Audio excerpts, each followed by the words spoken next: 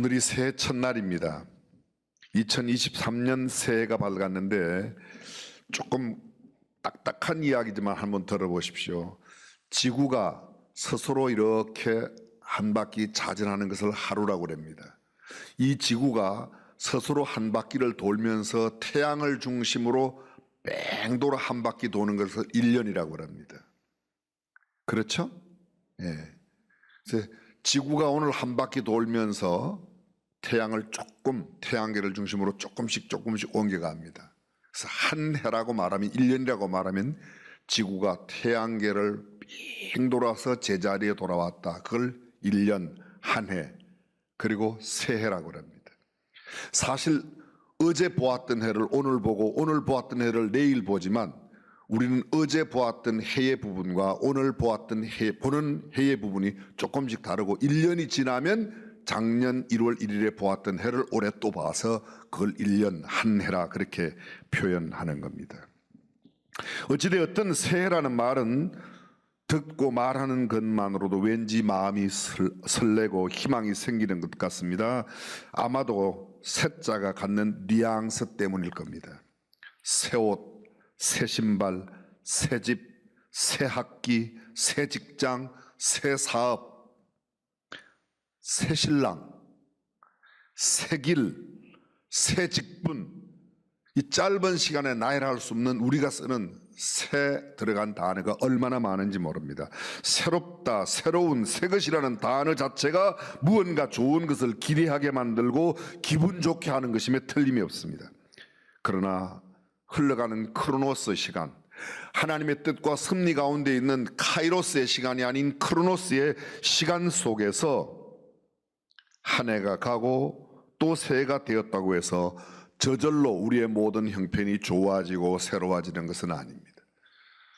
어쩌면 어제의 아픈 모습이 오늘 그대로, 어제의 고통과 질병 가운데 아픔 가운데 번민하고 고민하는 그런 여러 관계가 오늘도 그대로 계속될 수 있고 내일도 계속될 수 있습니다. 지난 달력을 내리고 새 달력을 걸었다고 해서 저절로 행복이 찾아오지 않습니다. 진정한 새로움이란 오직 하나님의 주권에 달려있는 줄로 믿습니다. 그래서 하나님께 우리가 새롭게 해달라고 간구하고 하나님께서 새롭게 해주셔야만 우리의 삶이, 우리의 생각이, 우리의 모든 생활 일거수일투족이 새로워질 줄로 믿습니다. 참된 행복과 소망은 오직 하나님께만 있습니다. 우리가 노력해서 조금 바뀌는 것 같지만 얼마나 바꿀 수 있겠습니까? 예레미야 애가는 예레미야가 부른 슬픈 노래요, 애통하는 통곡의 시입니다. 애가 원래 이 원어에도 에카, 70인역에도 히브리어에도 에카라고 되어 있습니다. 근데 우리말로 번역하면 아주 통곡할 애자의 노래 같자, 통곡하는 노래, 그런 뜻입니다. 하나님을 향하여 부르짖는 외침이요 기도입니다. 유다의 멸망을 직접 보고 체험하면서 애곡하는 눈물의 외침, 그것이 바로 이 예레미야 애가서입니다. 우리가 잘 알고 있는 이 예레미야, 여러분 예레미야가 어떤 사람인지 이미 잘 알고 계시죠? 어떤 사람이죠? 다 잊어버리셨군요. 작년 거라, 그죠? 아나돗의 제사장 hil기야의 아들로 태어난 예레미야.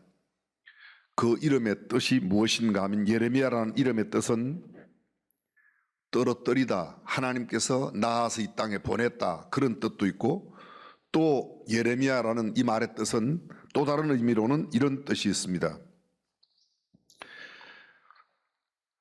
모태에서 떨어뜨린다, 야훼가 떨어뜨린다, 그런 뜻과 함께 여호와를 의지한다, 여호와께서 나의 의지가 되신다, 그런 뜻이 있습니다. 이 예레미야는 4대 선지자 가운데 한 명입니다. 구약 성경에 12명의 소선지자가 있고 4명의 대선지자가 있습니다. 등치가 커서가 아니라 그들이 쓴 성경의 분량이 많은 사람을 대선지자라 그렇게 말하는데, 이사야, 예레미야, 에스겔, 다니엘, 그 중에 한 명 예레미야입니다. 그가 활동했던 시기 기억나십니까? 예수님 오시기 전, 기원전 627년부터 580년까지 47년 동안 활동했습니다. 그 시기에 중요한 해가 있다고 여러 번 말씀드렸습니다. BC 606년에 627년부터 활동했습니다. 606년이니까 그가 선지자 활동한 지 21년 되던 해에 바벨론이 유다를 침공해서 유다를 완전히 포위했습니다. 그리고 유다의 사람들을 일부 붙잡아 바벨론으로 끌고 갔습니다. 그리고 606년에 포위했던 그 유다, 특별히 예루살렘 성이 20년 만에 완전히 몰락해서 성전도 다 파괴됩니다. BC 586년입니다. 606년에서 586년 20년. 이제 예레미야가 활동한 지 몇 년 지났죠? 41년 지났습니다. 21년 지났을 때 포위를 당하고 다시 20년 더 지난 뒤에 완전히 예루살렘도 멸망됐습니다. 멸망되고 난 뒤에도 6년 동안이나 더 선지자 활동을 했습니다. 다시 말하면 유다의 수도인 예루살렘이 멸망되기 직전 21년, 포위를 당하여 멸망될 때까지 20년, 멸망되고 난 이후 6년, 유다의 멸망 전, 멸망하는 과정, 멸망 이후의 상황을 누구보다 잘 알았습니다. 그리고 그 내용을 알았던 이 예레미야가 하나님 앞에 통곡하며 기도합니다. 그래서 예레미야에게 붙여진 별명이 뭐죠? 눈물의 애국 선지 예레미야라고 말합니다. 시위들에 갇혔습니다. 그가 예언한 예언 때문에 왕에게 미움을 받습니다. 앞으로 왕이 붙잡혀 갈 겁니다. 왕의 아들들이 죽게 될 것입니다. 그가 예언한 그대로 여호야김 4년에 왕자들이 가서 다 죽임을 당하고 왕은 두 눈이 빼인 채로 바벨론으로 끌려갑니다. 처참한 모습을 다 목도했습니다. 그러한 그가 하나님 앞에 눈물로 호소하며 기도하는 내용, 그것이 예레미야 애가 문자 그대로 슬픈 노래입니다. 애가, 애통할 애자의 노래 같자라고 그랬습니다. 큰 소리로 높여 운다. 어찌하여, 원래 애가라는 말, 에카라는 히브리어의 뜻은 어찌하여 도대체 이럴 수가 있습니까? 어떻게 이럴 수가 있습니까? 하나님, 어떻게 이럴 수가 있습니까? 애곡하는 예레미야의 모습입니다. 오늘 성경 본문 우리가 이미 읽었지만 우리를 다시금 회복시켜 달라고, 우리를 새롭게 해달라고, 영어 성경에 보면 restore, 회복해 주십시오, 그렇게 말합니다. 여호와여 우리를 주께로 돌이키소서. 그리하시면 우리가 주께로 돌아가겠사오니 우리의 날들을 다시 새롭게 하사 옛적 같게 하옵소서. 돌이키소서, 우리를 주께로 돌이키소서. 그리고 주님만이 우리를 돌이키게 하시며 우리를 회복시켜 줄 수 있다고 말합니다. 이게 돌이키라는 말은 쉬브라는 말인데, 도로 가져오다, 도로 가져가다, 도로 데려오다, 되돌리다라는 뜻입니다. 새롭게 한다는 말은 하다시라는 말인데, 새로이 주다, 새로운 것을 주다입니다. 옛 것이 아닌 새로운 것을 주겠다, 그렇게 말합니다. 그리고 계속해서 이야기하고 있습니다. 하나님께서 그렇게 고치지 않으면 절대로 고칠 수 없는 것이 우리의 잘못된 모습, 지금 유다의 패망한 모습이라고 이야기하고 있습니다. 성경에는 이렇게 되어 있습니다. 우리를 옛적 같게 하옵소서. 옛적 같게. 그게 나쁜 옛적이 아니라 우리가 화려하였던 때, 우리가 흥황하고 왕성했던 때, 우리가 축복을 마음 놓고 누리고 있었던 때, 하나님과의 관계가 아주 원만했을 때, 우리의 첫사랑이 펄펄 끓어 하나님과의 관계가 좋았을 때, 원어성에 케뎀이라고 되어 있습니다. 옛날처럼 슬픈 탄식의 노래를 부르는 예레미야는 슬픈 눈물 속에 좌절한 채 절망하고만 있었던 게 아니라 희망을 봅니다. 하나님이 우리를 회복하시면 얼마든지 회복할 수 있다고 말하고 있습니다. 그는 좌절 가운데 머물러 있는 사람이 아니라 좌절과 절망 가운데, 눈물 가운데도 희망을 이야기합니다. 하나님이 우리를 고치시면 얼마든지 우리는 회복될 수 있다고 말합니다. 오늘 본문 21절입니다. 그 전전에 나오는 19절에 보면 여호와여 주는 영원히 계시오며 주의 보좌는 세세에 미치나이다. 영원하신 그분, 주님의 보좌가 세세토록 있는 그 주님의 보좌의 권세가 우리와 함께하면 우리를 다시 회복시킬 수 있다고 말합니다. 하나님께서 함께 하셨을 때, 그때 우리가 얼마나 좋았던지 하나님 그때를 다시 회복시켜 주십시오. 다시 새롭게 하사 옛적 같게 하옵소서. 옛적은 단순한 옛날만을 의미하는 게 아닙니다. 시간적인 과거를 이야기하는 것만 아닙니다. 유다 백성들이 하나님과 사랑으로 연합되어 있었던 때 그들이 승승장구하고 풍성하고 정말 유해한 삶을, 풍성한 삶을 마음껏 누리던 때 그때로 주님 되돌려 달라는 겁니다. 언약의 백성인 유다의 사람들이 하나님과 올바른 관계를 가지면서 샬롬의 삶을 마음껏 누리던 때처럼 다시금 우리를 그렇게 만들어 달라는 겁니다. 그때 유다 백성들은 온 세상에 하나님의 존재와 고상한 성품을 비추어주는 이방의 빛으로 있었습니다. 그때 그들은 홍해를 육지같이 건넜습니다. 그들은 가나안 땅을 정복했습니다. 그들은 온 세상을 다스리며 강대한 나라를 형성하고 있었습니다. 그들은 세상의 빛이었습니다. 그들을 바라보는 사람들마다 하나님이 얼마나 위대한가를 볼 수 있을 만큼 그렇게 좋은 때가 있었습니다. 여러분 틀림없이 그랬을 겁니다. 어떤 날 예수님을 나의 구주와 주님으로 영접했던 그날의 감격이 얼마나 새로웠는지 지금은 어떻습니까? 지금도 그날처럼 기쁘고 즐겁습니까? 그 감격을 잃어버렸습니다. 나라가 완전히 패망했습니다. 왕자들이 다 죽임을 당했습니다. 왕이 두 눈이 빼임을 당하고 고관 대작들은 모두가 끌려가 노예의 삶을 삽니다. 다윗 왕국의 시대에 이루었던 강대국의 모습 사라졌습니다. 솔로몬의 부귀영화가 어디로 갔는지 하나도 없습니다. 이스라엘은 범죄하고 하나님께 돌이키지 아니함으로 인하여 그 범죄의 까닭으로 유다가 완전히 멸망했습니다. 이미 그전 135년 전에 북방 이스라엘도 멸망되었고 남방 유다도 바벨론에서 멸망되었습니다.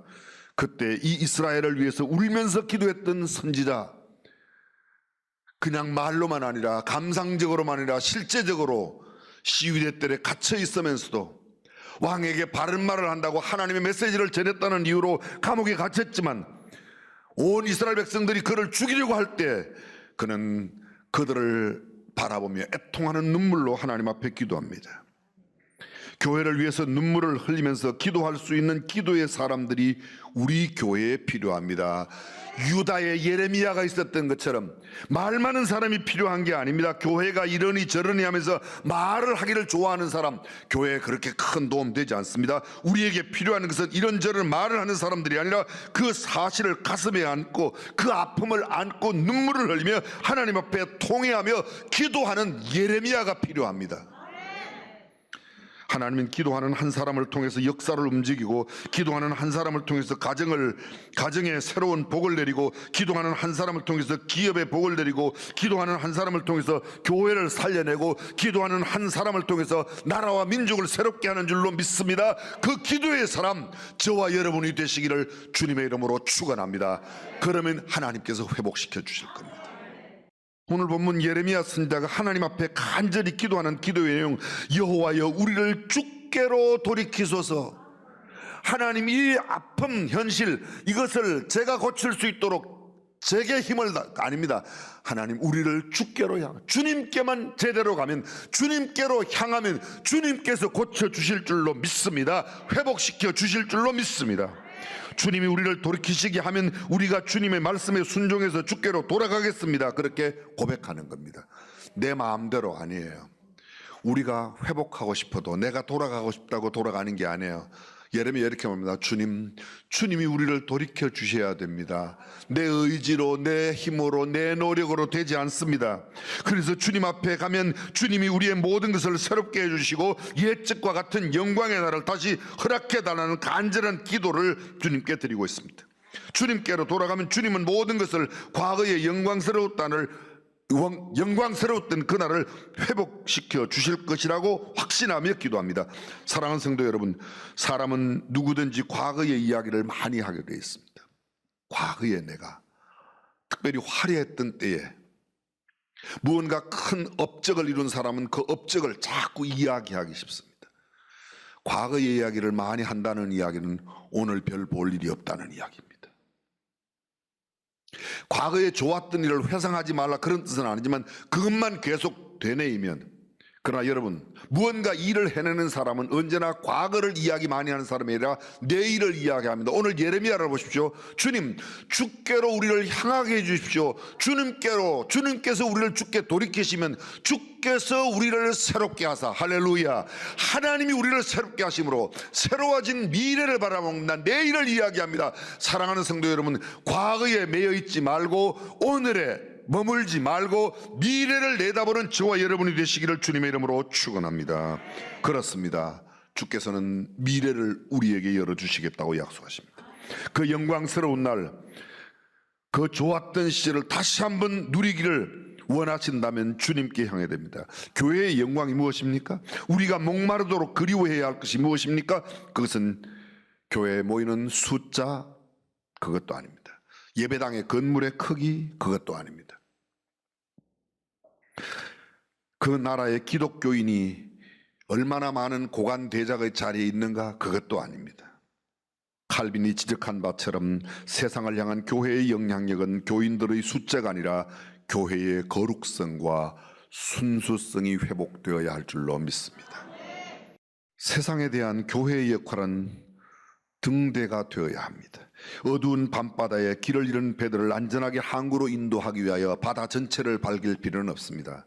그러나 항구에 밝은 빛을 비추는 등대 하나만 있으면 그 바다에 흩어져 있던 배들이 그 등대를 보고 찾아오게 되어 있습니다. 사랑하는 성도 여러분, 우리가 세상 모두를 다 밝힐 수는 없지만 그러나 밝은 빛 비추는 등대의 역할을 한다면 세상에 헤매는 많은 사람들이 그 불빛을 보고 주님께 올 수 있는 줄로 믿습니다.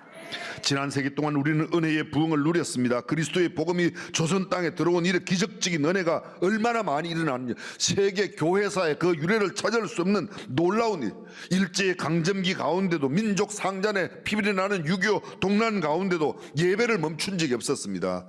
근데 코로나 때문에, 별것 아닌 코로나 때문에, 아니 어떤 사람은 그게 큰 코로나이지만 사실은 지나고 보니까 그렇게 큰 것도 아니었는데 그것 때문에 우리는 예배당을 폐쇄하고 예배를 멈추었습니다. 우리나라가 일구어낸 기독교 신앙의 열매는 민족적 시련 속에서 찬란하게 꽃을 피웠습니다. 우리는 그 모든 시련을 딛고 세계의 많은 나라들이 부러워하는 민주화와 경제 발전도 이루어냈습니다. 국가적인 큰 성취를 일궈냈습니다. 돌아보면 모든 것이 하나님의 은혜였고 축복이었습니다. 그런데 하나님의 은혜를 주신, 하나님의 축복을 주신 그 하나님께 집중하지 못한 채 우리가 얻은 축복을 누리는 데만 너무 급급하지 않았나 생각합니다. 사사기를 보면 하나님께서 이스라엘 백성들을 축복하십니다. 근데 축복한 그것을 갖고 복받은 것으로 그들이 타락합니다. 하나님이 심판합니다. 그들이 또 회개합니다. 이렇게 되기를 여러 번, 무려 10번 이상 계속 반복합니다. 우리도 소명을 이루도록 주신 축복 속에서 교만하고 너무 방심하지 않았나 생각합니다. 한국교회 숫자를 자랑했습니다. 소위 메가처치, 기가처치, 성경에도 없는 이야기들을 함부로 내아리며 한국교회의 큰 것을 자랑했습니다. 교회의 공공성과 거룩성보다 크기와 숫자를 많이 이야기했습니다. 선조들의 시대에 누리던 교회의 영적 권위와 거룩한 명예심, 그리고 영적인 영광을 상당 부분 다 잃어버렸습니다. 비록 가난할 때 그때 복음을 받아들였지만 그때는 참 순수한 신앙인들이 있었습니다. 기도의 능력을 믿는 사람들이 전국 산하에 가서 기도했습니다. 기도의 소리가 식어졌습니다. 십자가의 정신을 따르기보다는 현대사회의 정신을 거스르는 것을 두려워하게 됐는지도 모릅니다. 어쩌면 물질적인 축복이 교회의 큰 축복인 것 양 축복의 신앙이 너무 팽배해졌습니다. 예수 믿으면 복 받는 거 맞습니다. 그러나 그것만 의지하면 기복신앙으로 전락해버립니다. 이제 옛적은 지나가고 모든 사상에 하나님 두기를 싫어하는 사람들의 목소리가 세상을 뒤덮고 있습니다. 그리고 그 목소리는 드디어 교회의 담장 안으로 들어와 교회 내에서도 교회를 비난하고 서로 손가락질하는 일이 꽉 찼습니다. 지난 세대와는 비교도 할 수 없이 나쁘고 악의적인 평판들이 교회를 향해 퍼부어지고 있습니다. 입에 담기에도 수치스러운 욕들이 너무나 자연스럽게 교회 내에 팽배해 있습니다. 교회를 향한 이러한 비난들 중에 그것들은 근거 없는 것도 있지만 어떤 것들은 정말 진실한 이야기인지도 모르겠습니다. 조나단 에드워드가 지적한 것처럼 악인들의 비난에도 진실은 담겨 있다. 세상의 비난을 하는 그 사람들을 욕할 게 아니라 어쩌면 그 비난 속에 우리의 현실이 그대로 들어있는지도 모르겠습니다. 아브라함 카이퍼가 지적한 바와 같이 교회와 정부는 서로 다른 영역을 섬기는 주체들입니다. 교회는 하나님을, 정부는 백성과 정치를. 그러므로 이제 교회는 더 이상 과거처럼 정권의 시녀처럼 굴복하거나 그 특권의 부스러기들을 누리려고 해서는 안 됩니다. 얼마 전 국가조찬 기도회가 있었습니다. 사실 교계 내에 국가조찬 기도회 폐기론이 상당 부분 대두되었습니다. 왜냐하면 권력에 아부하는 소리만 너무 많았기 때문이었습니다. 그 소리를 들었던 저는 얼마나 부담이 됐는지 모릅니다. 어떻게 하면 정말 하나님이 주는 메시지가 뭔가 하나님께 묻고 또 물었습니다. 당장 그 기도하는 그날 아침까지도 하나님께 또 묻고 물어야만 했습니다. 사랑하는 성도 여러분, 하나님의 뜻을 묻고 하나님께서 하라고 하시는 일을 내가 힘들어도 때로는 부담스러워도 감당할 수 있는 저와 여러분이 될 때 우리는 성경적인 새로운 가치관의 세계로 회복될 줄로 믿습니다. 역사적으로 위대한 부흥의 때에는 언제나 교회의 옛적을 그리워하던 사람들이 있었습니다. 그리고 그들은 주님 앞에 나가 기도했던 사람들입니다. 자기의 시대가 잃어버린 영적 부요함으로 인해 가슴 아파하며 기도의 십자가를 졌습니다. 다시 말해 옛적에 대한 신령한 그리움이 깊이가 그들의 기도를 통회의 기도로, 울음의 기도로 바꾸었습니다. 죄에 대한 참회와 철저한 통안의 회개 없이는 결코 새로워질 수 없습니다. 새로움은 단순한 새로움을 그리워하는 것만으로 이루어지는 것이 아니라 잘못된 부분에 대한 철저한 회개, 참회가 있을 때 이루어질 수 있는 줄로 믿습니다. 죄를 책망하고 죄인을 거듭나게 하는 성령의 역사 외에는 결코 교회가 변화될 수 없고 교회가 새로워질 수 없습니다. 나의 잘못된 부분을 도려내는 수술의 아픔이 없이는 결코 새살이 돋아날 수 없습니다. 오늘 우리는 새해 첫날 우리의 잘못된 부분을 사정없이 도려내고 우리가 잘못됐다고 주님 앞에 범죄한 그 모든 것들을 참여하며 기도로 무릎을 연할 때 주께서 우리를 회복시켜 주실 줄로 믿습니다.